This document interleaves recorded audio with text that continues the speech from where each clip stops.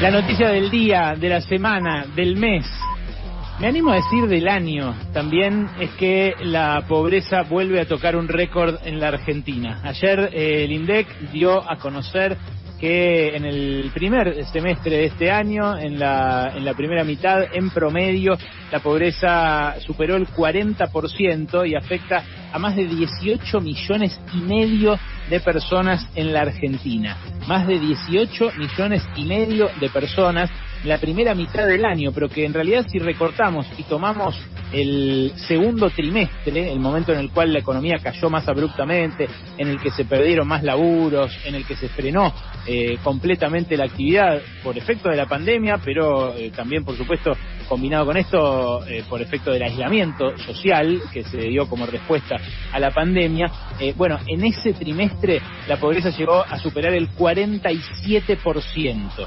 La indigencia llegó al 10,5% en el primer semestre del año, en la primera mitad del año, pero casi llega al 13% en el trimestre entre abril y junio.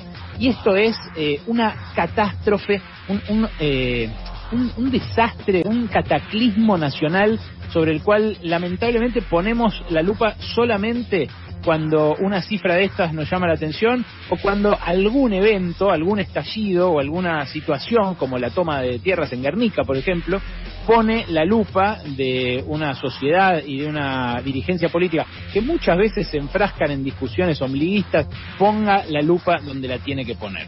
La indigencia, si la miramos, es un fenómeno, el hambre, por decirlo de otra manera, ¿no? La indigencia es eso, es no llegar a cubrir las necesidades alimentarias.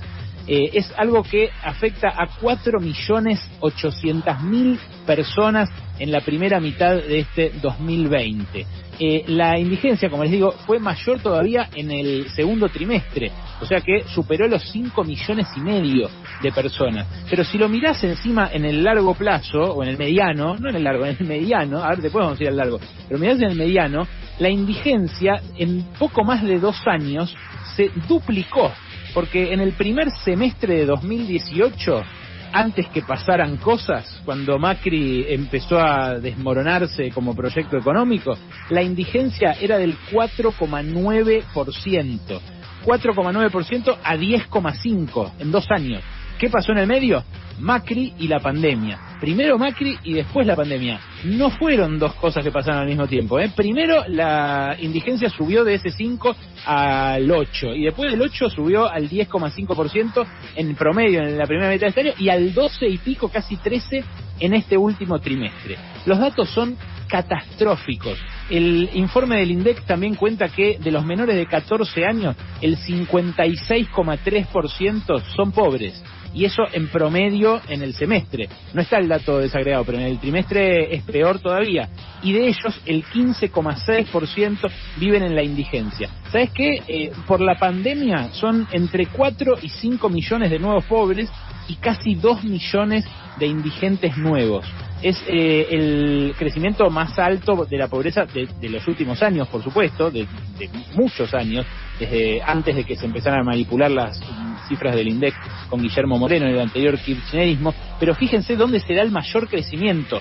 El mayor crecimiento en relación al semestre anterior de la pobreza es entre los que tienen entre 15 y 29 años y después, pero bastante después, entre los que tienen 30 y 64. O sea, la pobreza aumenta especialmente en los jóvenes, entre 15 y 29 años, sube 7,1 puntos porcentuales.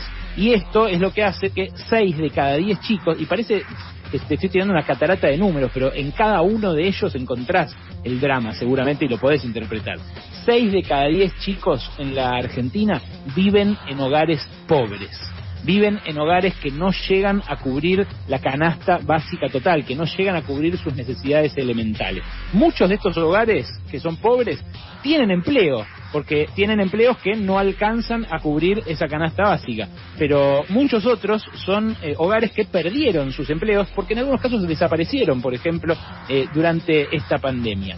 Bueno, ¿saben qué? Es una foto horrible, horrorosa. Pero ¿saben otra cosa? Este país no era así. Este país no fue siempre así. Este país hace 45 años tenía solamente el 8% de pobreza.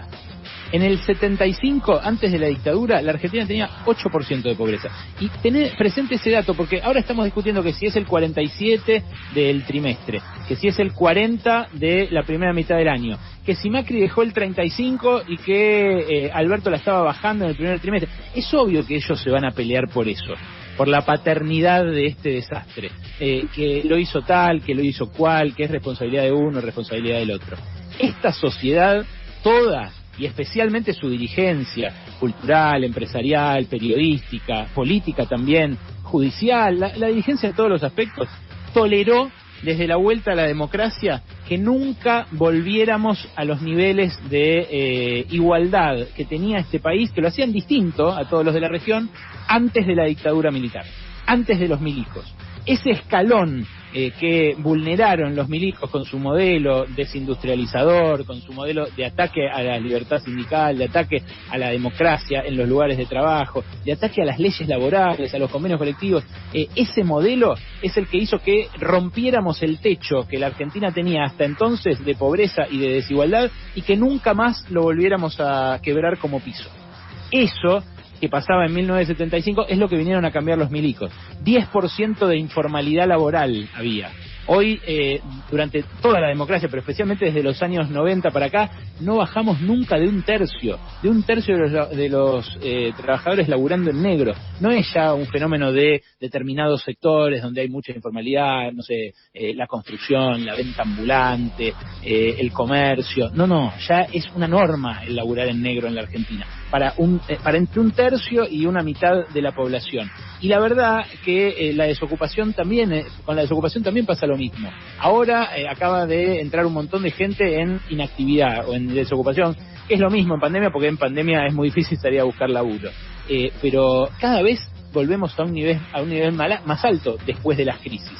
Y esto pasa en todas. De cada crisis salimos peor y nunca alcanzamos el nivel previo a la crisis anterior. Y eso era obvio que iba a pasar con gobiernos conservadores, gobiernos como la propia dictadura militar, gobiernos como el de Menem, gobiernos como el de la Rúa, como el de Macri. Era obvio que iba a pasar con esos gobiernos. Pero esto es un desafío especialmente para el peronismo que dice ser un proyecto transformador, un proyecto que corre las fronteras de lo imaginable, de lo posible en la Argentina. Y la verdad no lo está haciendo. Lo que pasó desde la democracia para acá es que le dejamos debiendo a una gran parte de la población esa sociedad integrada que teníamos antes de los milicos. Y responsabilidad de eso, buena parte de la responsabilidad de eso es del peronismo que gobierna ahora y que se arroga ese rol transformador que todos esperamos que tenga, por supuesto, que todos los que queremos volver a vivir en una sociedad integrada y no poblada, cruzada por estos abismos, queremos que tenga, pero que lamentablemente no tiene, porque de vuelta, cuando creció fuerte la economía con el kirchnerismo, cuando se corrigieron un montón de desigualdades, cuando se restituyeron un montón de derechos, no se consiguió perforar ese piso de informalidad, de desocupación y de pobreza y de desigualdad que el menemismo había elevado hasta los niveles que vimos en la crisis de 2001-2002. Mirá, un amigo mío docente que labura en el Bajo Flores, Hugo, que escucha mucho este programa y que para mí además además de un amigo, es un gran referente, me dijo hace muy poco que de sus alumnos con el secundario atrasado, él le da clase a alumnos para que terminen la escuela, a pibes que son más grandes, tuvo ya como 500 en el Bajo Flores en tratamientos por consumos problemáticos. ¿Sabes qué? Esos pibes que terminaron en el Paco, en el Bajo Flores, el 90% nacieron durante la crisis de fines de los 90, 2001 y 2002. Eso es lo que deja cada una de estas crisis, una generación perdida, muerta, entregada a estas cosas que después terminan aplastándolas. Esa es la fractura que divide a los argentinos. Esa es la verdadera grieta. No es la grieta pedorra de la cual hablan todos los panelistas de la televisión a la noche. Es la fractura sobre la cual se hacen los boludos muchos y muchas en la política argentina y que, bueno, de vez en cuando, cada trimestre o cada mes, se pone la lupa allá, porque votan también, porque todavía mantenemos esa ficción de ser iguales ante la ley, pero que en realidad somos cada vez más distintos.